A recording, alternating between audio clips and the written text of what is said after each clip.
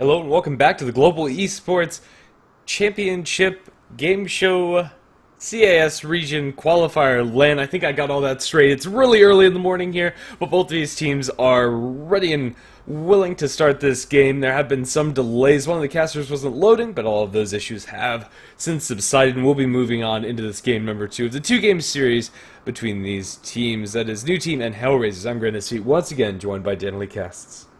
That was such a strong performance last game by Newteam that Hellraisers, they're going to be shaken up a little bit. They realize that even though they've won every single game up until this point, they still have weaknesses that they can't just steamroll through every game. So hopefully we see Hellraisers have a bit of a better performance this game compared to last game and hopefully get the ball rolling. Now, ban-wise, they get rid of the Doom themselves. Now, this is probably just to get rid of it from Newteam in case they decide to pick it up themselves, as well as a very nice Night Stalker ban. You don't want to really deal with that hero, and especially if you're running heroes that are vulnerable to a Night Stalker, such as Queen of Pain.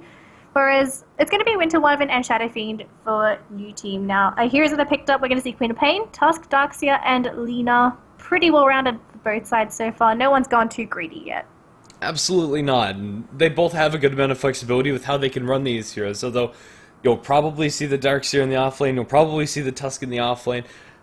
There is a lot of different ways they could shuffle these around with Lena's support or core. We don't know yet, but no matter how she's played, we'll still combo nicely with the Darkseer. No matter where the Tusk and Queen of Pain go, they still gank well together, and they mirror each other on both sides of this draft. The Lina mirroring the Queen of Pain, the Darkseer mirroring the Tusk, and it should be pretty interesting to see how it develops from here, as both teams are going to start off on a very even foot. Yes, I am very interested to see in what direction both teams want to go for. If you just take a look quickly at both sides, Hellraisers, they've got more mobility, they have also a lot of aggression, just in the Queen of Pain and Tusk picks, whereas you could say similar things for Dire as well. They have Alina, which once she hits level 6, she's going to be a DPS powerhouse, and Darkseer, he's a little bit of a slower offlane. If you compare him to standard offlaners, he needs a little bit of farm before he can really come online, but he is still very solid. You want to pair him up with a melee hero that can be in the middle of the fight, so we could see maybe a Spirit Breaker pickup with the Darkseer just to make use of the Ion Shell charge combo. We could see the old Bounty Hunter Darkseer combo as well, but I don't really think Bounty Hunter is worth a pick nowadays, just because he's received a couple of very, very key nerfs that have just kicked the hero out of favoritism. Not nearly as good, but maybe as a 5th pick, if it really fits the playstyle that they're going for, could still show its face, and it does combo nicely with Alina to guarantee track kills, so it could show his face for sure. Hellraisers now, let's see what they're going to go for. Probably one of their supports, a Dazzle pick here, would definitely not go amiss, and Disruptor is also not bad. It functions in two ways here. A deny pick, so you don't give away the Darkseer Disruptor combination. In general, Disruptor is good against Darkseer, and with the hero on top of that. So the Disruptor being able to get that glimpse back after Darkseer surges away will counter him out somewhat in lane, and in general, the hero offers a good amount of utility to the team, and I think it's a good pick for Hellraisers. Yeah, if the Disruptor can get a very solid static storm off, he can just shut down the Lina and the Darkseer, and these two heroes, if they can't cast spells, they are goners. Lina in particular is so squishy, and if she can't cast any spells and gets those stack of fiery souls, she just melts. She's like a Queen of Pain, but without a blink dagger. She just relies on movement speed entirely. So we have to keep an eye on the Disruptor as well in the team fights when he throws the static storm into kinetic field combo and who it catches out, because I've seen teams get obliterated by a single combo by the Disruptor, and that's just the Disruptor alone. The rest of his team just goes completely ham on anyone stuck in the kinetic field. So keep an eye on the Disruptor this game. He's going to be playing a very crucial role in trying to grab his combo off. Now, Newteam, they're going through quite a bit of reserve time for their 3rd pick, and if you're using this much time, it has to be very important. They're going to go for a Wind Ranger. This is a little bit of a cookie cutter pick here. It's going to bump Alina into a support role, but I think more than anything they were getting low on reserve time and they didn't know 100% what would be amazing here, so they picked something that's always good. And Wind Runner might have been the pick in the end. She's a hero that can trade evenly against the Queen of Pain, offers a nice amount of CC to the mix. And although she will suffer again against the Disruptor since her mobility is very movement speed based, now we have a Slaughter coming out from Newteam. Now this is very, very interesting. Let's talk about the synergies a bit inside the Newteam draft. Slaughter and Windrunner are both very good at taking down Roshan. If you get a vacuum back into the Slithering Crush coming out from the Slaughter, you can set up some really massive team fights in your favor, and they have a lineup that, if they start getting momentum, will be able to take down objectives so very quickly. But getting that momentum might prove to be a little bit difficult. Hellraisers have a lot of heroes that are very disruptive, no pun intended. The Clockwork, Disruptor, and Tusk all have a lot of barriers to throw up inside the fight's kinetic field. The Ice Shards, the Cogs, they'll make it very difficult for them to move around, especially until you get a Blink Dagger up on the Slaughter, or maybe even a Blink Dagger on the Windrunner, which won't be until a little bit further down the line if they are struggling in this early game, which they very well might. Slaughter is not particularly strong in the in the safe lane when you have so many aggressive off lanes as we're seeing a lot of nowadays. The Tusk +1 could apply a lot of pressure, and I'm not sure what support outside of the Dazzle, which has just been banned, who would be up to the task. Yeah, and also keep in mind as well that they've got two heroes that have stuns that need to be aimed. So you've got the Lina that has the LSA, and then you have a Wind Ranger who's going to have those shackle shots a little bit RNG based in that. Yeah, Slaughter's going to provide you a crush, but he needs to get into the middle of the fights. And I think Slaughter and Darkseer, they're awesome together. You can surge the Slaughter. You can't really get away from him because he's moving away at max movement speed. You can also throw on the Ion Shell onto the Slaughter as well, so he's got great chasing potential. He's a good initiator, but I feel like the weakness for Slaughter as well is he's so squishy. So because there's a Darkseer on the map, would you consider that Slaughter doesn't really put points into sprint this game? Bounty Hunter, we are going to see this hero again. So a lot of heroes that you can throw Ion Shells on, and the track kills will be very crucial if they can get those. I kind of like Newteam's draft. There's a lot of potential with this. Yeah, there's a lot of potential for snowballing. It's a risky draft, a high-risk, high-reward play coming out from them, and if they can pull it off, they'll take a 2-0 victory over Hellraisers, which we kind of already touched on. It's going to mean a lot for securing their spot in the upper half of the bracket as a whole, or in the group stage, rather.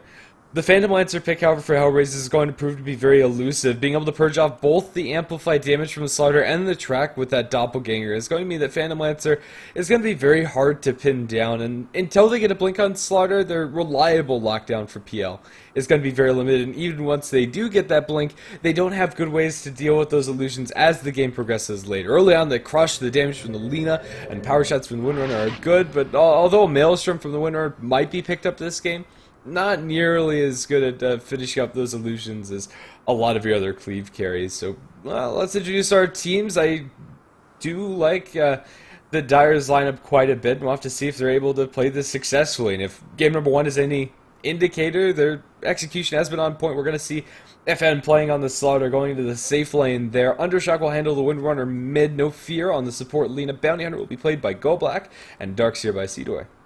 On the side of Hellraisers, who played a very shaky Game 1. Hopefully they can bring something back into Game 2 with their pretty solid-looking draft. Slash Show is going to be in the off lane on that Clockwork. Towards the mid lane, we've got Afro Ninja or Aphonia. We've got some issues with pronunciation. Oh, not no. Too sure.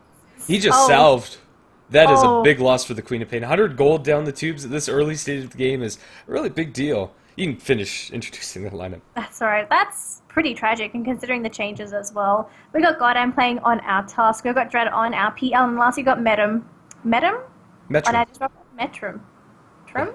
This is a PUM. Oh well, Metrum. Cyrillic. It's Russian pronunciation. Okay. I don't know Russian, so... Neither do I, but I've been corrected. Alright, so it looks like it's going to be a bit of a contest for the bottom rune now. They've got two heroes with Ion Shells, but I don't think Hellraisers knows that there's a Bounty Hunter. They do know he's there now. Now they're going to be able to get the first blood onto Tusk. He will snowball onto Vaxite, but can he kite this out? He doesn't, unfortunately. So that's going to be first blood secured by Newteam. They're going to be very happy about this because obviously if you have a very good game 1 and the first blood, you've got to be pretty happy with what you're going to be getting in the lanes. And who got that as well? Bounty. That'll be the Bounty Hunter to secure the first blood. Windrunner and Clockwork will get the bounty runes on either side. So mid lane is already an advantage towards Undershock. He gets this very similar block to that of the Queen of Pain, And Queen of Pain without the salve is now in a situation where she can't trade very effectively. She's going to have to buy a whole new salve, which is going to delay her bottle even more. So Undershock's going to feel very comfortable and have a slight lead. The supports coming out from Hellraisers, although in theory are reasonable for looking for rotations. Once they get the levels, they're tied up down towards bottom, making sure his Phantom Lancer doesn't get overrun. Queen of Pain gonna die as Windrunner snipes her. That honestly shouldn't be happening, and if Queen of Pain's lane needed to be any more terrible. She hasn't gotten any gold gain throughout this entire early game. She buys herself tangos, has to buy a TP to get herself out to lane, and now is that a 2-level disadvantage against the Windrunner, although that's going to be fixed as she picks up her level 2 now. This is almost unsalvageable. I don't see how the Queen of Pain's able to convincingly come back to this lane unless Undershock plays way too aggressively. Yeah, this is a very big problem. If they were running a support like a Dazzle or even a Wisp, for example, then at least she would have a little bit of extra regen going her way, but because they're running a Disruptor support, yeah, he could try and go mid, but you'd rather fend off this bottom dual lane that's trying to deny the PL farm. So they don't really have the resources to rotate their supports to help Alpha Ninja as well. So their priority is going to be on Dread for the moment, although they are going to try and go for the Rune here. Now, they don't have any detection, so they don't know that Goblak is here, but they will see Seedoy. Now, they do get the Bounty Rune onto Godham. They're just going to throw a bit of a nuke onto Goblak, but that's about it. They take the Bounty Rune away. It's very minor, but I think at this point they have to do whatever they can. But Queen of Pain, though, in this mid lane, if you're this far back from a small mistake in the early game by using a Salve and then dying to a Wind Ranger as well, she is going to have to get a couple of kills in Lina. Oh, wasn't expecting that actually. Top lane Clockwork getting a solo kill on the Lina. This is a 2v1 lane as well. Yeah, 2 points of that battery assault. Lina just got isolated by Sheshlo, and that's going to be a really nice kill. This offlane Clockwork is going to be having a good time. Even though bottom lane is not going super well for Hellraisers, they will have the Clockwork to fall back on, a very reliable hero to make rotations and set kills up for your team, and maybe they'll need that. Despite dying and despite having a pretty terrible early game, Phony has been able to CS reasonably well compared to the Windrunner. Is going to trade some blows, has the blink out, and will blink out to safety. There's a bounty hunter between the tier 2 and tier 1. It looks like Goldblack wants to stay here and try for a courier snipe, but there is no courier to be had. It's still in the base. Queen of Pain's 200 gold till she has her bottle. This is going to be a while where Queen of Pain just doesn't have enough sustain to deal with Undershock. Even though they traded pretty evenly in that last swap of spells, Undershock now has full mana as he drains through 3 of his bottle charges. But Bounty Hunter is going to make his way all the way up towards top. Bounty Hunter, even after getting First Blood, isn't getting that much experience since he has been so active at moving around the map. So that might be a little bit concerning if they don't get a couple of these kills. And it looks like they smell what's up, and the Clockwork is going to play defensively enough to where he's just fine. He even aggroes the creep wave to pull through and get some experience under his tower. Yeah. So what does Hellraisers do now? Do they have to just fall back onto the Clockwork and Tusk to really do a lot of the damage? Because Aphonia, he's not going to hit level 6. He's actually not that far away from level 6, so never mind that. He will be able to do a little bit of damage, but I feel like the Queen of Pain has to sit in lane a little bit longer to get those starting items for her to really be active on the map. She still needs the bottle, and the courier's coming. It's a flying courier, and we have Goblak here. I don't think he's enough. No, he's going to need 3 hits, and unfortunately... Oh, well, can you get one more? One more! Oh, no! It's not enough. It can't even chase the courier. Oh, that's unfortunate for Goblak, and he's going to be able to get the invis off, and Aphonia blink in. They put the dust as well as the sentry wall down. Looks like they will manage to spot him out here. Got him. There's the snowball, and Alpha Ninja's going to be able to get a little bit of assist gold, but Slaughter in the meantime in the top lane getting the Clockwork kill. That was very unfortunate there for Bounty Hunter. Yeah, and unfortunate for the Clockwork as well, but Clockwork is still doing a good amount when it comes to his experience gain in this game, and he's gone for the max battery assault build, so he could very easily find kills even on the Windrunner if she's not careful and if she uses one too many of her cooldowns. Decibel might even be able to isolate her with a little bit of help from the Queen of Pain. I think the game plan for Hellraisers is just wait until this Clockwork gets his level 6 before you start making moves, but after a couple of potential overextensions and after a little bit of space now given to the Phantom Lancer, since the Bounty Hunter isn't in this bottom lane as much, although the Iron Shell harass is annoying, it's not going to kill Dread. This game is going close to equilibrium, although Windrunner still has about 1,000 gold lead over her lane opponent, the Queen of Pain. And at this early stage in the game, 1,000 gold means a lot. I would still give a lot of the advantage though to Newteam, just because Oh, for they sure. have a starter that has more CS than the PL, and he's going to come online much sooner than that PL. Whereas PL needs a couple of items. He needs drums, he needs a diffuser blade, he needs just whatever items he can really get his hands on. But he can't fight efficiently like a starter can, pre 30 minutes, honestly. So if they can get a couple of kills on the PL to shut him down, and even on the Wind Ranger as well, just killing some of these core heroes to slow down their item progression, it's going to help immensely. But it might not come too soon, unless they can Clockwork has 6, but they had the amp damage on Shashler. He's going to hookshot into the slider and run under his tower. The Cogs are going to suck in FN. That was a bit of a stretch, but now under tower, FN is going to be dropped low. The Ice Shards are going to bump him back. Ice Shards and Cogs are so finicky. They'll snowball forward. Recovery is going to turn around with the Slithering Crush. Light Strike around to goddamn, and the Tusk is going to go down as they'll feed one death over towards Newteam. That was so close to being a clean retreat from Hellraisers twice. The Ice Shards bouncing him back, and then the Cogs pushing him in, doing the exact opposite of what they intended to, and that's going to hurt them a lot. Down towards bottom lane, they're going to get jumps on the C-door, but they have no further damage. They're going to get that kill. It might be mid where we see the action, but no Shackle is going to be enough in order to get that Queen of Pain kill. But now Goldblack rotates in. Burst damage probably not high enough, but she doesn't have a blink cooldown, so Fournier is going to die. It took them a couple of auto attacks after the fact, so it wasn't like an insta-gip or anything, but the level 1 blink cooldown is just too much. Windrun's available for Undershock, and goddamn can't get this either. The level 1 snowball is so underwhelming, it seems, when it comes to that burst DPS, and Hellraisers just aren't getting very much space for their Tusk, but I suppose on the flip side of the coin, the Bounty Hunter isn't getting that much either. Yeah, honestly though, I think you'd want more levels on the Tusk rather than the Bounty. Bounty could just be all over the map, and he could just be a little bit of a threat. He can sit under the cover of Invis. He can give intel to his team. Like, worst case scenario, he's a mobile ward. Yeah, he just gives more utilities for his team, whereas for a Tusk, his job is to isolate and kill. That is all he has to do. He can't give that extra vision. So it looks like Undershot going to go right after Godham, and unfortunately he is going to go down, absolutely bursted down. Easy pickup, and they're going to get Dread. No, he manages to get the Doppelganger off, and now comes the TP's Nemedrim. He is going to send the Wind Ranger back, unfortunately. Was hoping that she was a little bit closer, I guess. Even if they pull the Windrunner back, she had the Windrun available, and is a level 7 hero, almost level 8, is very difficult to deal with. But with that Windrunner rotation, Queen of Pain is now going to find some free space in mid. It's much needed space for this Queen. She's going to be at parity with levels at least for a little while longer. However, Undershock, should he find any creep kills or any hero kills, that's going to be flipped on its head. Light Strike Array freehanded onto Dread. Phantom Lancer is going to be dropped low, forced to use the Doppelganger. Undershock's looking for the power shot snipe, won't succeed, but the Shackle will latch onto Metrum. The Disruptor's assuredly going to go down, and now Dread is dove under his tower with no mana and no hope for survival. We shot down by Undershock. The Courier is diving the tower, but the creeps are going to tank that aggro. They'll lose their Bounty Hunter to the retreat, as Tusk is able to snipe that one kill, so that's successful for goddamn.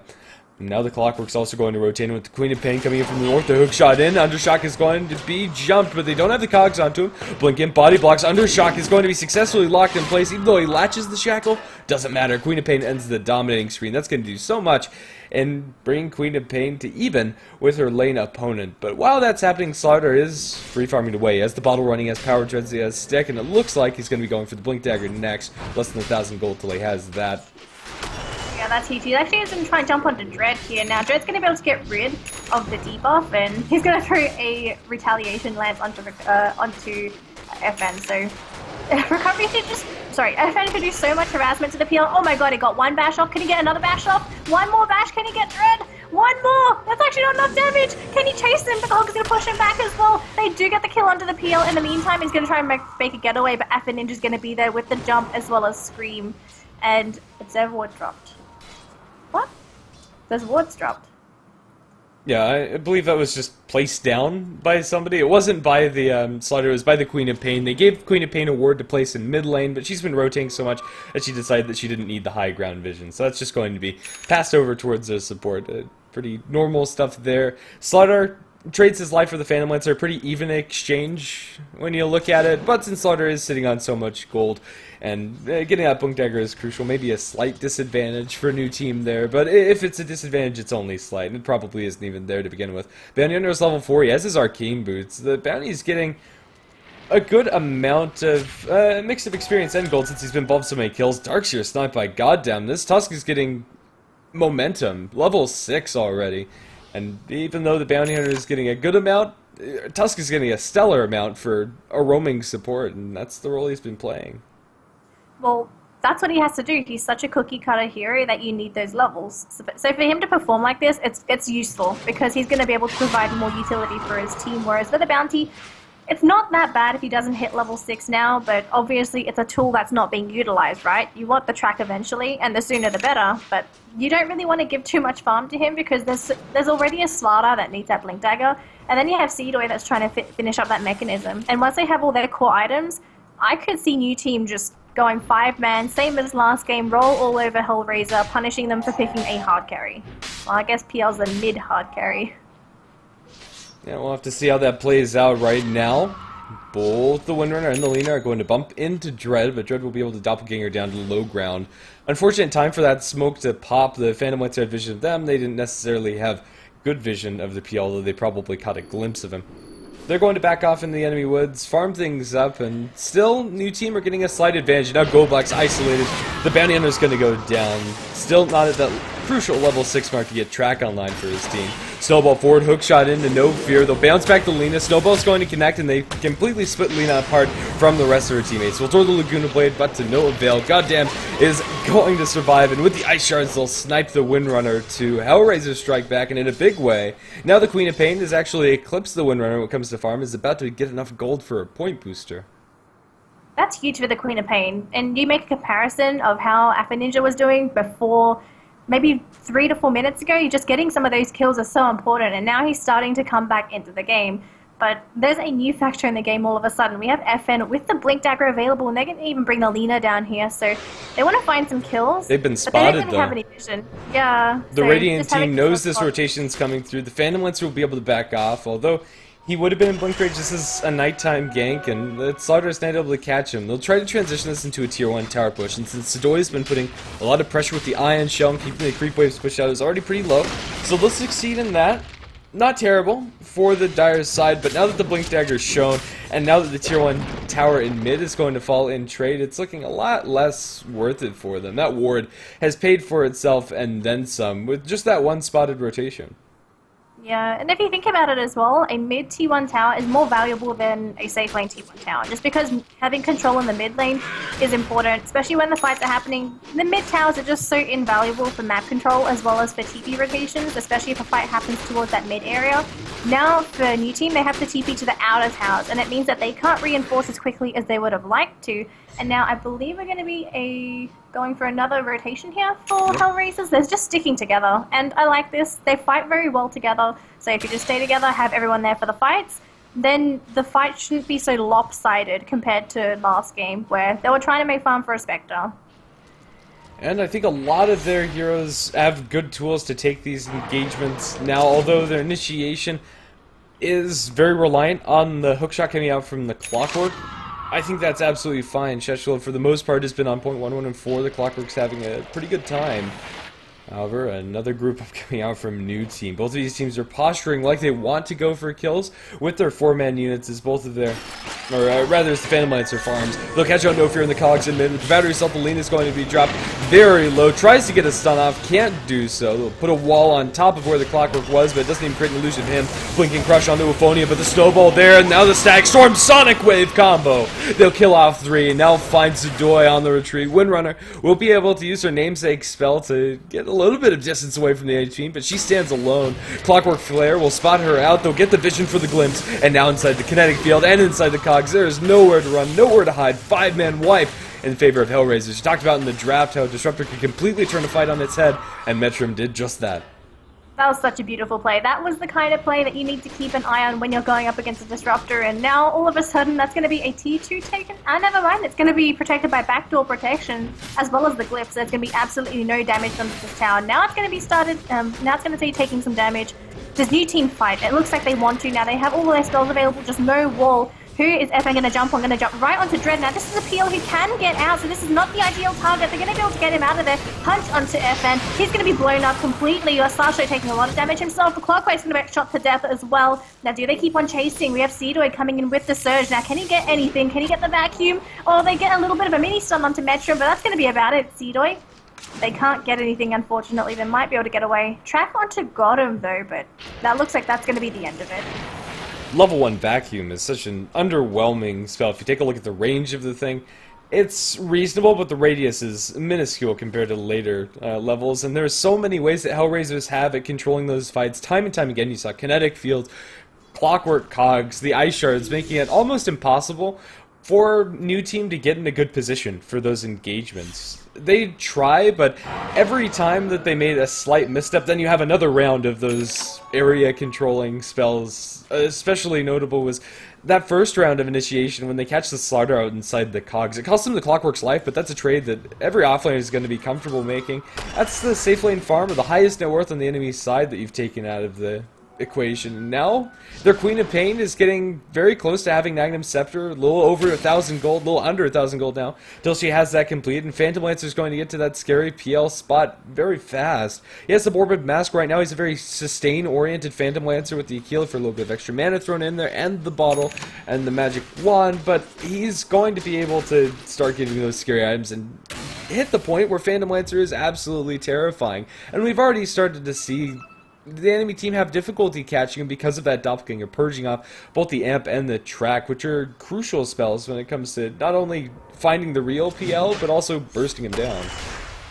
So it looks like there'll be a Roshan attempt coming out from Newteam, and because they're running a Slaughter, they can take it down so easily, but unfortunately it's going to be spotted, and we have a Smoke as well coming in, so they do see this coming. Godblack is going to spot this out. They pop the dust. They're going to get rid of the Bounty Hunter straight away. Snowball going to be thrown out onto the Lina, but unfortunately Godham's isolated. He's by himself. There's the Sonic Wave and a wall. Tusk is down. Now, are they going to keep on going? They see He's just going to make the getaway, and everybody on the side of Hellraisers, they're going to back up as well. This is going to be a 4v4 fight, but they've got to be careful. If they catch sight of any of these heroes, Metrum can just turn the fight on its head and go for a glimpse. Glimpse is almost off cooldown, so they've got to be careful. FN can jump onto Dread again. Dread is not an easy target. I'm questioning why they decided to try and initiate on the PL a lot. I would expect them to try and jump on a much easier target. Afro Ninja wants to get a kill onto the Lina. It's going to get picked off by the Clockwork, and now we have the Wind Ranger that has to use the Wind Run to get out. That started out in such a great way for a new team. They get a good Slaughter initiation, they start to find their own terms, but then, oh, Metrum bumps into a Darkseer on like no HP. Ion Show will burn him down. Backing back onto Dread, this Darkseer is fighting like a champ. Dread is going to be able to bottle up and turns for a Spirit Lance. Zadoy can't really chase forward with the Battery Assault, stopping him from getting off that Surge. Now with the Blade Mail pop, Zeshlo will kill off Sedoy. Goldblack's here under the guise of Invis, popping the dust. Zeshlo knows that there is a bounty around the corner, but doesn't have enough mana for a hookshot. A little bit awkward there. And now Windrunner is coming through. Power Shot's going to miss. They get the Shackled Latch onto Sheshlo. And now with the Focus Fire, that should be a dead Clockwork sooner rather than later. He'll drop the cogs, not going to bounce back under shock, and the Blade Mail will allow him to survive a little while longer with the base stats that it gives, and will return a little bit, but now, whoa, Aphonia going to blink right into a crush. Lacuna Blade, Shuriken bounce, double kill for Goldblack. That is a lot of track kills going in the way of Newteam. Despite losing their Windrunner, they'll probably be happy with how all of that went. Such a long, drawn-out engagement. It's hard to evaluate who gets the upper hand over the top of it, but in that last 2-for-3 trade, it looks like Newteam got about a 3,000 swing when it comes to gold. A little bit less than that, but that's the power of having the bounty on your own side. Yeah, Bounty survived through all of that, so he managed to pick up a medallion out of all of that. I think he gained 1.5k gold just from getting all the assist gold. So for Godblack, he's going to be very happy that he's had that. Plus, the benefit of having the Bounty Hunter constantly alive is that you get kills. There's track gold going to the rest of your team, so for Hellraisers, they could, if they want to, prioritize the Bounty Hunter, but that doesn't solve the problem that there's still a Wind Ranger, that there's still a Slaughter as well. I think the Hellraisers, they got a little bit excited, hoping that they were going to get an easy pick-off on the Wind Ranger, where instead they just get counter-jumped on by FN, so a bit of a weird play by both sides, but again, this might be the Roche bait happening again. We'll see if they want to come on down. Is Hellraiser going to go for it? Yes, they will. Everyone's going to come down. With the amplified damage, with the focus fire, this Roshan drops so very quickly, and it's probably going to die before they get in here, but a hook shot in, trying for the steal, not going to succeed. It's a 4-man Cogs with a Sonic Wave Light Strike Array! They'll drop a wall, but they're all stuck inside the Kinetic Field Static Storm. Undershock somehow manages to get out of the Kinetic Field for a while longer, but will be glimpsed right back into it.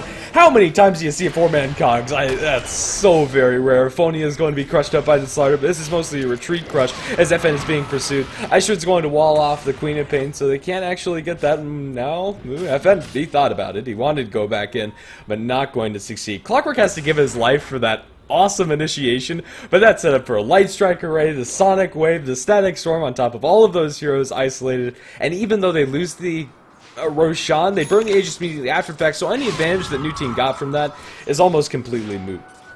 Oh, they could jump on Metrum here, and it looks like they will, and he should be a very easy kill.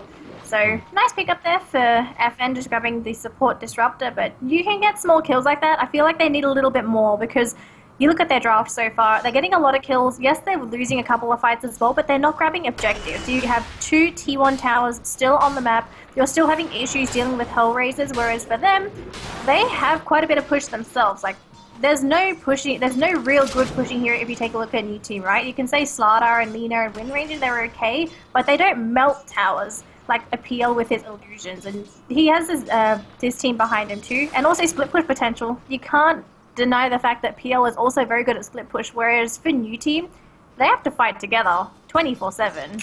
Pretty much, and although once Windrunner gets this Agnum Scepter, another item on top of that, can also put a lot of pressure. Ooh, Courier sniped down towards the bottom. Radiant's Courier will be snagged by Golblack for the second time this game, and that was holding a Blade of Alacrity. I think that was, oop, they'll get the snowball and punish Golblack for that Courier snipe, but that Blade of Alacrity would have been Dreads, and the Phantom Lancer really would have liked to have that item for himself, but it wouldn't be anything completed yet, so the impact of that Courier snipe is going to be mitigated, and maybe it's even worth it for Hellraiser since they get the bounty and trade. A lot of gold for the Tusk, which is going to be built into something pretty big here soon.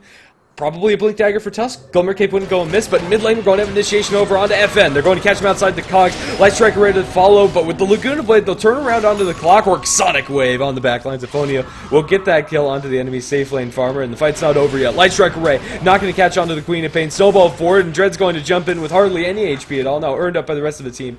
Power Shot will be thrown, drops into 100, but with that earn was not in lethal range. That's going to be a 2-kill for Hellraisers, and Track was not involved with the Clockwork, so there's no way that you can call that worth it for the Dire side, as the gold swing's about 1,000, the experience swing about the same in the favor of Hellraisers. God, this fight is so back and forth, but not really objectives are being taken, right? It's just been mostly Roshan getting a couple of kills, and both teams just backing up, preparing for this late game scenario, or for Hellraisers that's definitely the case, whereas for Newteam, they're trying to make things happen, they're trying to grab objectives, they want to progress through the game, but they're having issues fighting, and I think that this is the problem when they're running a 3 melee draft. They're just constantly being caught in all of this AoE, and they can't survive through it. I think one big item that would fix Slardar's problem is a BKB, and he's just picked one up now, so this should help him fight a little bit better, but they need more than that. They need damage coming up from the Lina, they need their Windranger to have an extra item. He's got Aghanims, and yeah, I guess he benefits from having the amplified damage coming out from Slardar, but I think he needs his own damage. So if Slardar's dead, then at least he can kill them with a Maelstrom or MKB or just any sort of damage item so that Windranger is relevant by himself. Yeah, I think this game, Maelstrom or Chrysalis should be the choice here for the cheap damage item. Shackle going to be disjointed by that snowball. It's going straight into the enemy team, however. Tracked up the Tusk in a bit of trouble here, but hookshot into the backlines. No Fear is going to be taken out of this fight. Laguna's the Queen of Pain. Sonic Wave over the top to secure it. Static Storm Kinetic Field, a little bit underwhelming there until they get the glimpse back onto Undershock. Undershock will turn around onto Shatchlow and look for the Shackle with the crush that's going to chunk him down to less than half HP. Back and back on the Metrum. Looks like finally we're going to see Newteam get a couple of track kills going the way. A 1-for-3 exchange. As Hellraisers get a little bit sloppy there. That's fighting without their Phantom Lancer, and if you're fighting without your PL, you need everything to line up perfectly. And until this point it was, but yeah, unfortunately that Static Storm Kinetic Field was just not there at the right timing window.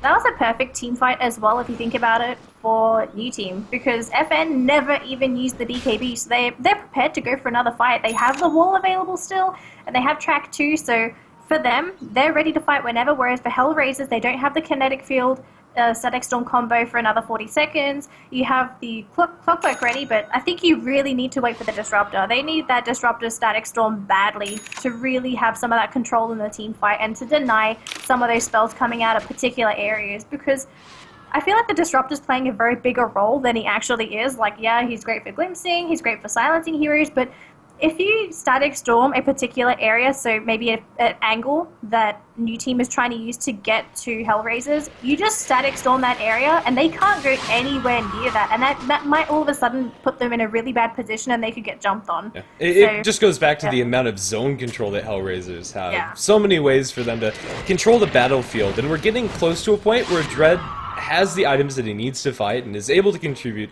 as this Phantom Lancer. He's probably going to need a Manta style before he feels comfortable going into these engagements. Another way to purge off those very crucial spells, and another way to keep yourself elusive. But he's getting there, and if they throw all of that first round of initiation onto somebody else, then Dread can come in with the boosted travel, and even now join some fights with his team. It's something that's going to be bothering Newteam quite a lot. They'll get a tier 1 tower up towards top, but then trade for a tier 1 tower down towards bottom, and that trade in a vacuum doesn't mean much, if anything. It's all about whether or not they can transition to tier 2 towers, or put this track gold to good use. They are getting a good amount of that track gold, but ooh, goddamn, waiting on the high ground.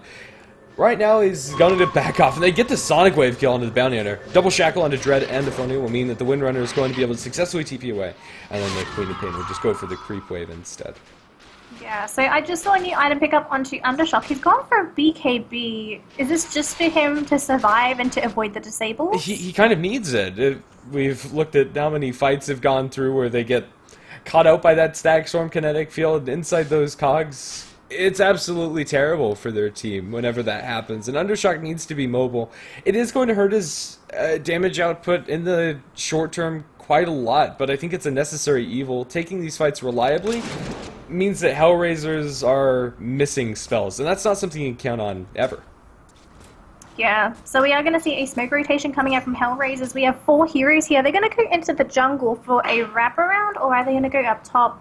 Oh, they're going to use the PL as bait up top, so we'll see if this actually works out. They have an Observer put down too, so if anybody TP's in, there's going to be the backstab by the Tusk. So we'll see if they're going to bite onto this, or if they're going to keep on going for a push down bottom, which looks like they're just going to go for a tower trade here. So a bit of a wasted smoke coming out from Hellraisers, but an even trade nonetheless, unless one team can finish the tower first and they TP back, and it might be some TPs. We'll have to see if they want to go. And Dire both have a glyph, but Radiant have not used theirs. Dire going to pop their glyph of fortification, but decide not to TP back. So it looks like an even trade after all, and maybe even slightly favoring Hellraiser since they're able to hold that extra survivability for the tower. But Newteam, they're going to commit to the high ground. They're going to drop Undershock there with the Focus Fire, with the PKB. He's feeling very confident. Glyph is going to be dropped for 5 seconds. They don't have to deal with that damage that's being applied. And they're going to have to wait for the next creep wave before that all happens. But it looks like an advantageous trade if they can get out to safety. There's a hook shot on this Clockwork. Maybe he can catch somebody on the retreat, but nope. It is going to be half damage on the tier 3 tower, a little bit less than that. Traded for about a quarter on the top tier 3. Not super significant when it comes to trade, but still slightly favors Newteam. Yeah, it would have been ideal if Newteam was able to get the Roche now, but it's still going to be on cooldown, because obviously if you push that bottom lane, that bottom tower towards the T3, push the lane to the T3 tower, then it opens up the Roche for you. There is an Observer Ward by Hellraisers on the high ground next to the Roche pit, which would have given them a tiny bit of vision, but I don't think that they would have been able to see the Roche attempt just because they came in from the south. So, ooh, Dust, hookshot, they catch Goldblack alone inside the woods. He bounces him back up onto the high ground. I don't know how in the world that happened, but it did.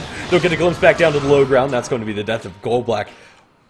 What happened there? I can only imagine that the cogs around this hill here, I don't know, pushed him up somehow. I don't know. Sometimes cogs are like a tube of toothpaste and you just squish the bottom end and out comes a bounty hunter onto the high ground. I don't know. Hellraisers will find a pickoff. Yeah. So that's going to be the bounty hunter off the map for 25 seconds, and even though bounty doesn't really give you that much, they're going to try and go for a fight now. There's the BKB deployed on FN. They want to try and go right onto Gordon. Beautiful vacuum coming in from the dark sphere. They do silence him up, but he's already used everything. So essentially, it's a wasted static storm combo. Now they're going to try and get a kill onto Gordon. He tried to go for no fear, but unfortunately, you're just a Tusk Sonic Wave connecting onto 3 heroes, but it's not going to kill anybody. So that's a bit of a win there for Newteam to get that Tusk kill, but I think they're still waiting for Roche. They really don't want to get any more objectives till that Roche is ready. I mean, they'd love to get those objectives, but the opportunity just hasn't arisen. Queen of Pain, Sonic Wave at this point isn't something that they have to, or the Hellraiser side have to work around. It's up so reliably with that Ags up, and Queen of Pain also has a double damage inside her bottle. The constant flares will make taking this Roshan also difficult, and pretty much mandates that they get a pickoff or that Hellraisers are caught out of position. This Roshan falls so quickly that even if it's just a small lapse in positioning, a small lapse in their movement around the map, it can be punished. Roshan's going to respawn in just a second, and FN is going to be there for the respawn, but then again, the Clockwork Flare is also going to spot it. FN might have moved out of the pit before Roshan actually poked his head up, but I think both teams have a pretty good idea of when that guy is going to be showing back up in this pit. He's available. Yeah, I love the item pickup that Slar is going to be going for next. He's going to go for an Assault Harass, so they're going for a pure negative armor strat with the Bounty Hunter and the Starter, and this benefits Undershock as well. Because he went for the defensive item, obviously he doesn't really do damage by himself, but with the negative armor, that boosts his damage for free. So, but Undershock is very happy Roshan's down. Let's see how the fight after the fact's going to happen. They'll pick up the Aegis on the Windrunner. Tusk is isolated away from the rest of his team. Shackleton Tree, Light Strike, Laguna Blade. Goddamn is down, but with a Sonic Wave Static Swarm completely zoning him out, they'll get the pull back on Undershock. Decent vacuum, but not inside the wall convincingly enough. Sadoy is going to be chased down. Dust on Shashlo, and now the Shackle will fly. Shackle not going to latch onto the Queen of Pain, still with double damage rune in tow, but the BKB winner and the BKB Slaughter are still chasing. But now that magic immunity is expired, they are going to run away. Diffusal is going to be applied, but Dread just can't get that bounty kill. Instead, he found something better, a bigger fish to fry as they pull back the Slaughter with the glimpse. Undershock now running away with that wind run. They have another Diffusal charge, and they're going to pop it with 0-second cooldown. He can throw those out very liberally, and Undershock is going to be dove. Dread chasing with an army of pike-wielding cat people. They'll be able to bring down the Windrunner, and a double kill for Dread it is going to be. 4 heroes hit the deck for the Dire team, and Hellraisers somehow are just able to chase that down. Phantom Lancer's getting so very close to critical mass. This is the second time that Newteam has taken Roche, and it's just gone horribly.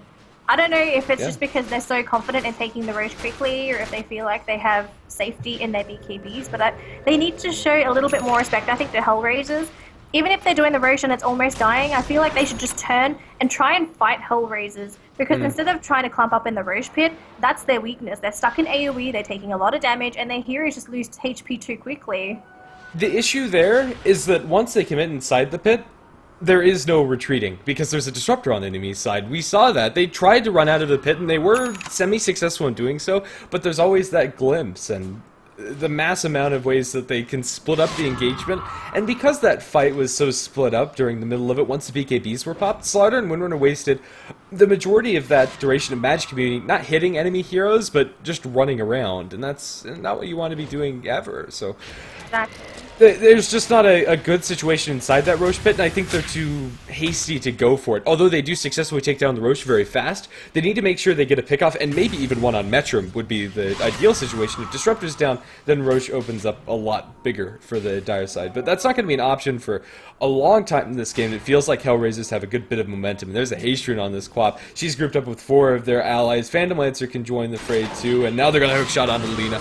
Born No Fear is isolated away from the rest of his team. He has a 4-step, but that's not going to save his life. Clockwork will get the kill, and now they chase forward. Darkseer is farming in the small camp, going to bump into a hasted Aphonia as well as a Tusk in just a second. Hexed up, snowballed up. Sadoy is going to be punched, although 4 staff coming out from the Bounty Hunter will buy him a little bit of space. With the Guardian Greaves will survive a while longer, but not long enough. Go Black will retreat out to safety, but still that's 2 clean kills unanswered by Hellraisers. Now the Phantom Lancer is going to start working in mid with the Reaver up, incredibly tanky, incredibly hard to deal with unless she can find a good shackle. She latches the real Phantom Lancer. They have to crush to follow up. Dread is dropping like a rock with that amplified damage, and they're going to pull the mega kill spree off of him. That was very well done. That was disgusting, the amount of damage that a Slaughter and a Wind Ranger could do together. And that's not even with the Assault Caress up yet. They've got one more Or component without to the go. full Daedalus. That as well. So you just look at the physical damage output by the Wind Ranger and the Slaughter, and the Hellraisers, they shouldn't ignore that at all. So if they can just keep those heroes controlled, keep them low, force them back, and make it so that they can't hit anything, then I think they're golden. Just kite these 2 heroes and you're fine. Yeah, and the issue arises when they're isolated alone, hookshot in, they catch Goldblack again. It seems that it's Shashlo's goal to catch that Bounty Hunter. His Sonic Wave will kill him as he 4-staffs up to the high ground. Well done by Hellraisers, and really, they've made this Bounty's life hard. 5, 10, and 4. He's gotten a couple of good track kills for his team, but he tends to die before they end up happening. Well, they've been raising hell for the Bounty Hunter, ha ha ha. Uh-huh. But stop. Anyways, so what's the plan for both teams now? Does new team have to transition into a different style of play? Do they wait for this assault harass to finish up? Do they keep trying to fight Hellraisers? Because for the most part, for the majority of the game, they've been able to dish out quite a bit of damage, but their main problem is the control. They can't deal with the control, even with the BKBs. It's just too much. They're dealing with cogs, which BKB doesn't do anything for. Cedo is going to get caught with the dust. Do you feel like they're starting to get cocky as well? Because you look at their positioning, they're so far out, and they don't see any of these heroes. I wouldn't call it cocky, but it does feel a little bit desperate from them. The game plan, the original game plan for them is to get Roshan, transition that into tier 2 and high ground pushes. And every time they've gone into the Roche pit, they've lost a fight immediately after they've lost the Aegis and they've lost that advantage that they kind of count on when you go for the Slardar, when you go for the Windrunner combined together. And the Bounty Hunter has also just not been able to function in the role that he wants to, and the Darkseer hasn't been able to find anything. It's just not going according to plan. And when games don't go according to plan, you have to change something up, and although sometimes that'll come across as you being overconfident, it's really the exact opposite. They're trying desperate measures, and right now that desperate measure is waiting in mid to catch somebody with the Slardar and Windrunner. We've seen how much damage these two can pump out if anybody goes to back off and defend that, but at the same time, they just lost a tier 2 tower for free, and they're not going to be able to take this unless they show either the Windrunner or the Slardar in lane, and both of them are going to back out. So I don't honestly know what the best course of action for the side of Newteam is. Right now, the original course of action isn't an option anymore. Yeah. So we'll see if they manage to get a bit of a pick-off, although they might run into smoked 5 heroes, and you never want this to happen. So Slardar, he's already used the blink, and looks like Windranger is going to be the one that's caught hexed up, as well as the snowball and the kinetic field, as well as the ultimate from the Disruptor 2, and actually might get the kill on Asajj, so he's actually still alive, and he doesn't actually get him, unfortunately, so that's going to be the Windrunner down, and unfortunately for Newteam, they just cannot counter-initiate that because the Windranger just died way too quickly. Yeah, the BKB certainly helps, and we can see the power of a BKB Windrunner if she's able to focus her auto attacks on a single target while she's not being interrupted. But that's not happening in a big fight, and since she doesn't get the kill for it, that's a 9-second BKB charge down the tubes. Also, that wasn't perfect by Hellraisers when it comes to execution. It could have gone cleaner. It could have killed off the Windrunner faster, but with how everything worked out, her being able to get off the BKB is probably an advantage for the Hellraiser side, because now without that match immunity and without the Windrunner on the table for 30 seconds, they're going to start pushing high ground. Manta's, the Doppelganger illusion, is going to start chipping away at this tier 3 tower and should be able to drop it down to half HP before long, and at the very least before the Windrunner respawns. Yeah, so we'll see how this high ground defense comes out from Newteam. I think they're just going to wait for the Windranger at this point because they know that they need the damage from the Windranger, and well, they're just going to keep on throwing illusions. Hellraisers, this is really annoying for Newteam because they can't jump into Hellraisers. They're just throwing illusions in. They don't have to throw heroes in. Yeah, they hardly commit at all, and that's more than half of the HP of the tower down the drain, and Hellraisers, all that cost them, in the grand scheme of things, was a smoke, and it was a successful smoke at that. The Windrunner needs to be so careful, and they're going to look for a gank for themselves. They're going to walk around the Roshan pit, but Roche isn't even up yet. It doesn't have the potential to be up yet, and so this is just an ill-timed rotation towards the Roshan area because the enemy team isn't inside their woods. Generally, when you go for that play, you're going to smoke into Roche. If Roche is up, you take it, and if it's not, you go for the gank and then back off into Roche later. And they're trying for this, but can they catch out the Queen of Pain? She has a blink. She's not going to be able to get it. The crush is there, and scouted out by the Bounty Hunter. They finally get a good initiation. Queen of Pain has buyback. Does she want to spend it? Kinetic Field Sag Storm is okay, but not stellar. BKB popped by the Slaughter. He's going to go for another round of initiation, or maybe just a retreat. They forced out the buyback from the Queen of Pain, and now they need to get everybody out alive. However, No Fear is not going to be so lucky. He's going to be chased down by the Phantom Lancer and destroyed.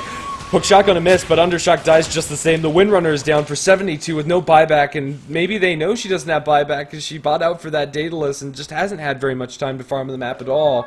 Roshan isn't up, but why go for Roche when he can pressure high ground? Hellraisers at the very least want to force out the buyback for the Windrunner. Little do they know that she doesn't have it. This is so big for Hellraisers, and they look at this. 3 heroes dead. You would just go high ground. If you can force out buybacks, great. If there's no buybacks, what are you going to get in return? You're going to get a tower instead, and that's big. So we'll see them go into the high ground and go for this push. Now, how does Newteam defend this? Like, great, they have a wall, they have a vacuum, they have a crush. but they need more follow-up damage aside from just the Darkseer and the Slardar, so we'll see how this execution goes. They're still spread out, they're still showing a little bit of respect, so for Hellraisers, it looks like it's going to be a relatively safe Raxing. I think they just have to give this away. They can't really go in because there's a chance that they're going to lose more Metrum. Glimmered in, just going to go for a nuke onto FN so he can't go for any sort of blink in. Very smart play from the Disruptor. They get the melee barracks, and it looks like they're going to be able to get out to safety. I don't think the Dire team have the appropriate level of catch that they need to punish this, and just like that, Dire are in a situation where they're not going to be able to very easily seize map control. If we take a look at their heroes, Slardar and the Windrunner aren't very good at clearing out these super creeps quickly. They can do it, but it's not as swift as like a Phantom Lancer on the enemy side. They're more focused on that single target damage inside these team fights, and they're going to try to initiate one now. Sprinting forward, the Slardar's going to find an angle onto the Tusk, but Glimpse back. He's got Pops to BKB to make sure that Glimpse doesn't happen. Goddamn, Pops guarding Greaves is negative Solar Crest, but with a 4-staff away, will be able to buy himself more than enough space, and that BKB duration on the Slardar just isn't long enough inside these fights. Now down to 6 seconds, and they catch poor Goblock on their retreat. I've seen this story before. He's going to pop the Invis. The Ice Sharks will warm up, but another 4-staff, and the Bounty Hunter will survive a while longer. They get a Hex onto the Slardar. He's going to be glimpsed back into a hook shot. Nice combo there, but with a vacuum, the counter initiation for the Darkseer is also equally as good. They'll throw the Lagoon Blade. Shashlo is going to die, and Metrum is isolated away by Golbak. His Bounty Hunter is going to chase down his prey. They'll get a crush. Shackle latch. Goddamn is shackled to the Queen of Pain. Queen of Pain dies in almost an instant with the Snowball 4. That's only going to delay the inevitable, and Phantom Lancer just wasn't able to stick on anything meaningful. And somehow that's turned around by Newteam, and now under Roshan, this is a glimmer of hope for their team. They bought themselves, at the very least, more time. Absolutely, that was huge. And there's also going to be a double damage rune available for them after this Roche as well. So you got Cheese, Aegis, double damage rune. This is heaven for Newteam. So for them to be this far behind and all of a sudden get 4 heroes plus Cheese, Aegis, and a double damage rune, it's going to be an easy T2 tower in the mid lane, and possibly severe damage on that high ground at T1 tower, because you have to remember, there's no buyback on the Queen of Pain. He used it earlier, so they know that he's not going to be able to come back, so we'll see how much damage that they can do. Could they do critical damage to the Raxes? That's one thing I really want to see. If they take the melee barracks here, that's only going to equalize the game. But then again, it's also going to equalize the game. Like, it's something that shouldn't be happening, and they've found themselves a decent situation out of nothing. Tier 3 tower is going to fall so quickly with the remainder of that double damage rune. Hookshot in. Now we'll see if they can take that Rax. They're instead going to focus down the Clockwork. Back and back on the 3. They bring down Shashlo. And now, goddamn, and Metrum need to back out. BKB pop by Sidoi. The melee barracks is going to fall. And now they find themselves a little bit of an advantage now that the ranged barracks fall with full super creeps in mid. Now the ball is in Hellraiser's court. Their Queen of Pain is respawning. Can they catch anybody out on their retreat? And it looks like the answer is no, because the Clockwork is dead. This game is so topsy-turvy, and it has been throughout the entire duration of it. If we take a look at the net worth graph, up and down and up and down. Many peaks and valleys, smaller ones, significant ones, but across the board, the advantage for either side hasn't much more than 5,000 gold throughout the entire game. An experience advantage, although at one point was vastly in the favor of Hellraisers, is now almost completely zeroed out. Yeah, net worth graph though. It looks like Mount Everest just melted halfway through. It's just a giant ditch there. But this is huge though. Newteam all of a sudden has become, would you say they're relevant now, or do you feel like they're in a similar position as they were before? They didn't really pick up any extra items, but they have a lot of gold. Are there any items that you're looking at for the Slardar and the Wind Ranger? We've got Boots of Travels on Undershock, and Recovery still holding on to 4.7k. Abyssal Blade, maybe? Basher? Yeah. Basher isn't going to give the bash effect, but a Blink Abyssal on Slardar is not something... I thought they fixed Slardar it. has... Okay, so the change that they made is to allow people with Bash to buy Abyssal Blade so you can use the active. The Bash doesn't stack. Ages ago, Bash stacked on top of each other, and you'd see trolls in pubs go like 6 Bashers in Dota 1. I don't know, it was dumb, but yeah, that change might have been brought on by Eternal Envy. I think he complained in one of his games, so I couldn't build Abyssal on Slardar. But instead, it's going to be either a Satanic or a Heart. Probably a Heart for FN, I want to say. And it's a nice mix of damage and survivability, which he really does need to stay in these fights longer. They're going to smoke up, not bear any fruits with that. I wouldn't have knocked the Abyssal by any means, but I'm not going to be relevant here as no fight's going to happen, so his item progression is pretty much moot. And both of the teams are going to equalize. I think we have to wait for the next Roshan before we see either team make an aggressive move or a pickoff, whichever happens first. I don't know. We've seen Hellraisers go for aggressive plays when they feel a little bit desperate. They're not that bad, but they're just sitting in base waiting for the push to happen, and it's not Yeah, coming. they're not desperate anymore. Like, they don't have to go Exactly. for those plays. Yeah. And this is good for Newteam, though, because it means that these heroes, they're sitting in base, they're not getting farm, they're not getting EXP, they're not accomplishing anything on the map. So for Newteam, this is the ideal situation. Now, they still have FN wandering around with an invisibility rune, and he might run into Dread. Oh, this could be deadly. Lancer is darn tanky. He has a heart, he has a Mantis style, he has a lot of ways to evade. But if they have the proper chainstone, that could have been disastrous. Yeah, nobody's going to spot vision. If that's daytime, maybe, just maybe. But with nighttime vision, it is a lot harder to pull off some of those ganks. But then again, it's also harder to keep yourself alive. Tier 2 tower up towards top going to be dropped in just a matter of seconds with the focus fire. Slaughter's not even in range to get the Assault Cuirass minus arm. Doesn't matter. The Windrunner by herself is more than enough DPS. And now, it looks like they want to force the issue a bit. If we take a look at the buyback situation, the Dire side have buybacks on all of their important heroes. In fact, the only hero that doesn't have buyback is Lina, and she's only 10 gold away from having it. And by the end of this fight, she'll probably have that gold available. Tier 3 tower is going to be dropped by this focus fire. Hellraisers need to do something and fast. They can try and do something, but they still have to be very careful. And I heard a Sonic throw now. It only hit the creep wave, didn't hit Undershock even. She still has the Aegis. They're going to jump in, but the melee barracks is already down. They need to get pretty much a team wipe or nothing's going to help here. Running away, it looks like the Dire team successfully evaded. Clockwork needs to line up a good hookshot here, but there's not a safe hookshot to go for. If he jumps in now, he'll be completely isolated as... It's a huge victory for the Dire team. They have Aegis, they have Cheese, I believe, still on FN and on Undershock respectively. Now they can back off freely. Booster travel down to the bottom lane, coming out from the Windrunner as the Aegis expires. What a well-timed rotation. I thought they'd have to wait for the next Aegis before they'd be able to pressure high ground, but they find the window and they smash it hard. Yeah, that's beautiful play coming out from Newteam. So they realize what their limits are this game. Because we saw previously that they'll sometimes overextend, underextend, but now they're starting to get some footing, and they're getting things happening in this game, but we might see a problem. There is going to be a smoke coming in from Hellraisers. Now, Hellraisers, they need a proper initiation. Now, who are they going to spot? They're going to see the Slardar first. He's going to be hexed up. This is huge if they can kill him off. There's going to be a hook shot on the rest of his team, but they're all in the cogs. Is this going to be a misclick coming out from the Clockwork? Can they kill these heroes? Recovery. Sorry, FN. He's got his BKB. He's doing damage. Tusk and Disruptor are dead. Clockwork, he's trying to make a getaway, but it looks like he's going to be taken down. He has been tracked up. He's not getting anywhere, whereas, unfortunately, Cedarway in the meantime going to be picked off by the Queen of Pain. And Alpha Ninja trying to run away, whereas the PL, he's a one-man army trying to fight up against these heroes, but he's fighting up against 4 other heroes, and that's the PL dead. All of a sudden, this opens up the bottom lane for Newteam, whereas HR, this is a buyback on the PL. That's it. They've only got 2 heroes left, and I think they're just going to go straight into rat mode now, because they've TP'd Dread in that top lane. This is the only option. They recognize that the Queen of Pain and Phantom Lancer alone are just not enough to deal with the amount of HP, especially on this Slardar.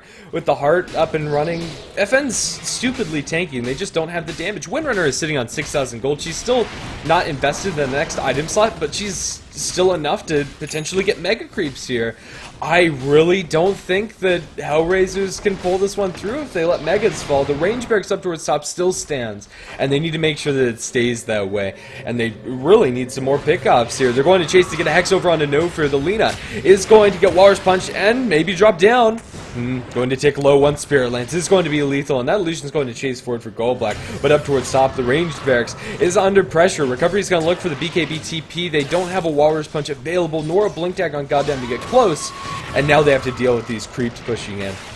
Phantom Lancer is also not the greatest at dealing with these mega creeps. He's no Gyrocopter, he's no Deuces. Cleave damage isn't enough, and this game is completely reversed. My goodness. I thought Hellraisers was going to take this game at some point, just because you saw their lead, you saw how they were fighting, the coordination was there, and they managed to get all their spells. But I feel like everything went downhill once those BKBs appeared on Newteam. Once the Disruptor was nullified because of BKBs, that was it. They just couldn't win the team fights because they weren't shutting down the appropriate heroes. And they don't really have too much disable for BKB heroes. Like, you don't want to save a hookshot for a hero that's just BKB. You don't want to save a And even then it's too short. Like, they just don't have the physical damage until Phantom Lancer finishes up this Demon item, and even then, it's gonna be really hard. Hellraisers, do you consider going a Divine Rapier on Dread at this point? Does that even increase I his don't- damage output that much? No, it's just on him. It's not on the illusions. So he could go for a Divine Rapier and do a ton of damage by himself, but I don't think he'll be the ideal pickup. Oh, So they've they catch managed to FN. find FN, pops BKB, and TP. He's gone. Well, that's when you sit there and say GG as a clockwork. You just can't do anything unless you get a refresher orb and go for a secondary hook shot. But Yeah, you know, or have the Tusk close by, but there's just not any clear opportunities for Hellraisers, and they have to go for those every time that they're available, even if it's a low probability kill.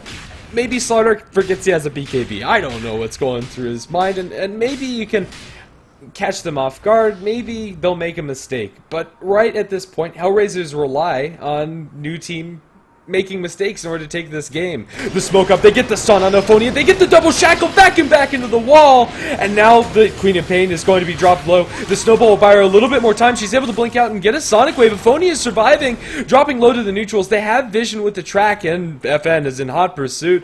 They're trying to kill this Queen of Pain. Yule's Scepter, Ophonia looking for the blink. Won't be able to blink, but has no TP cooldown for 9 seconds. All while that's happening, the Windrunner is going for the range barracks top. They'll get the Queen of Pain with one karate chop from C to a Windrunner is going to be repelled, gets hookshotted in, they'll kill off Undershock. Hellraisers, they'll buy back on their Queen of Pain. They're holding, but to what end? They're just not getting enough item progression on these important heroes, and Tusk is going to die down towards bottom as he's left alone after saving the Queen of Pain's life, quite frankly. It's going to be a Monkey King bar for the Phantom Lancer, and this is a nice mix of damage for the PL, but in and of itself, it's not enough. I don't think anything short of a 6-slotted Phantom Lancer is going to do it. Yeah, he needs a butterfly. I feel like that might change the game a little bit for him. There's an MKB on the Windrunner, though, it's not, so it's not the evasion, though. I think he just needs the raw damage for not just him, but also the illusions, because his illusions are the only other source of damage for his team. If you look at the if you're rest going of to his optimize the illusion damage, I'd say upgrade the Diffusal Blade to a Diffusal 2, and then maybe get a Daedalus. Daedalus on... Does crit work on illusions? Yes, but only based on their reduced damage. Yeah. The numbers that you see flashing above their heads isn't what they're actually doing, but I think this Phantom Lancer just needs to hit hard. Even if it doesn't work on the illusions, Dread needs to do the damage, and I think Daedalus is probably the best way about it. And the Diffusal Blade 2 is just an efficient pickup.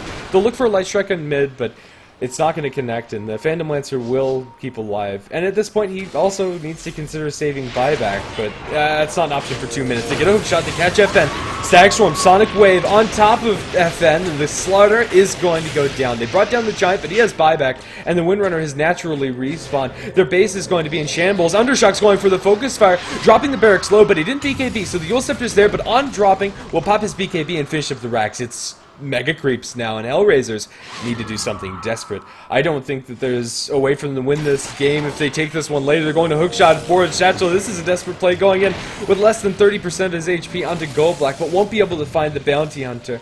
The Phantom Lancers on the front lines will doppelganger up to the high ground, trying to catch No Fear, but they're just not getting anything as Newteam have successfully backed off. And at this point, Hellraisers have a very slim window where they might be able to make the Hail Mary play, but if they let this drag on for another 10-20 minutes, I don't think their team can weather the storm against these mega creeps.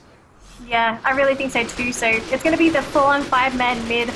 We've got no choice push. Now we're going to see if this works out for Hellraisers, but there are buybacks available on Newteam. There's the Wind Ranger, Darkseer, and Bounty Hunter buyback. So if those heroes and the die, only they don't have buyback a for second- Radiant is the Clockwork. They're going to go for the Throne. Laguna Blade's going to be dodged by a Snowball. That's pretty slick, but is it slick enough? They're going to start focusing down FN. The Lotus Orb applied onto the Windrunner. They get a vacuum back onto 4 with the Desolator. Lena's doing a large amount of damage that we didn't even talk about. We'll be able to bring down the Clockwork. Die back for the Queen of Pain.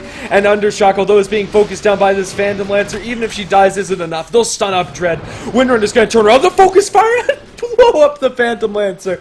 Good game, well played, as Newteam have done it. A 2-0 victory over Hellraisers, who up until this point have not lost a series. That was incredible. I was not expecting that sort of play coming out from Newteam, whereas the Hellraisers, I was honestly expecting more, but I guess Newteam, they just had the upper hand in this best of 2 series. They had a great draft, they had excellent execution. This game, Newteam was a little bit shaky during a couple of team fights just because they didn't have the necessary tools. Once they had it, they made it work, whereas Hellraisers, I think they were banking on the super late game for the PL, but you're running a single core hero versus could we say Slardar and Wind Ranger are, they're more than half a core, right? They're like 3/4 of a core each. And even by the end of that game, you saw how much damage the Windrunner was putting out. If they had any disable on the Phantom Lancer and knew which one was the real one, he died in half a second. Like, that's no exaggeration. And we saw in that last fight, the Lina was also starting to transition. There was another hero that could also get to that point, even though the Bounty Hunter had pretty much scaled off completely. Gallblack was there as the sacrificial hero for the team, and every time he died, he was getting intel, and as a whole, Newteam played well, and they're going to take a 2-0 series, and that does have good implications for how the qualifier LAN ends up as a whole, although we don't know definitively how that's going to wind up. Apologies, we're not going to be able to cover Power Rangers versus Scary Faces on this stream because there's major time restraints at the LAN event, so they're playing that one behind the scenes. And, well, we'll keep you updated with the score. You can follow me and Denley on Twitter at GrandisV and at DenleyCast, respectively. And that'll be us signing out for the night. Thanks for tuning in to the second Azubu stream. I believe there's games still going on GameShow _D2EN on Azubu. So if you want to keep on watching the GameShow Global Esports Cup coverage, that's where you can find it. See you later. GG, guys.